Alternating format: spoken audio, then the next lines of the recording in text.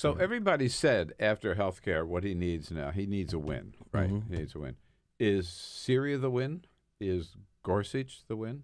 Well, Gorsuch is a great moment for them. I mean, and Gorsuch is an important win, not only because Donald Trump gets to say I won something, but Gorsuch is a promise he made to the evangelicals particularly, but to the conservative base of the Republican Party, who never was entirely sure where Donald Trump stood on things.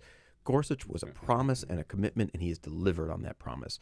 He has. We had a story Thursday or Friday. One of my colleagues wrote the story that the anti-abortion group, the Susan B. Anthony group, I think it was, was leading a campaign of these anti-abortion groups, writing a letter to say, "Thank you, Mr. President, for delivering basically 25% of your promise to our movement." Because the other ones are, defund Planned Parenthood and stuff like that. Okay. But there's a list of 3 or 4 things. But this was critical. 25 they thought was big. This is big.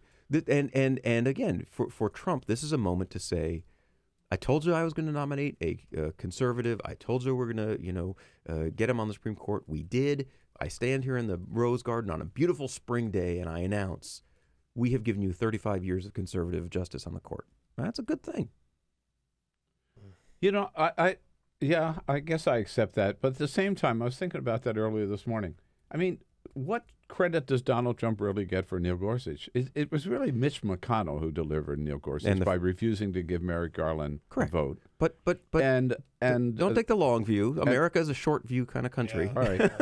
And then the Senate was in Republican control. Yeah. So all he had to do was nominate any dork at all. And he would have gotten him confirmed. And Donald Trump didn't have to twist any arms, do any work in the Senate at all. No. I mean, I totally understand. I mean, the fact of the matter is that once... Nothing except put the name up. And it wasn't his nominee. It wasn't even his nominee. It was a nominee off a list that was provided to him by these organizations. There you go. And all he had to do was to pick one from the list, and he picked one from the list. Right. He picked a quality candidate, no two ways about it. I mean, the guy was, during those hearings, you heard nothing. I mean, ideologically, people could disagree with him on everything. Sure. But he was not a molester, an abuser, a drug user, He's not a wacko from TV who is not necessarily off of the short list for Donald Trump SCOTUS. Right. I mean, he wasn't Omarosa, which you would expect him to pick, somebody off of one of his shows.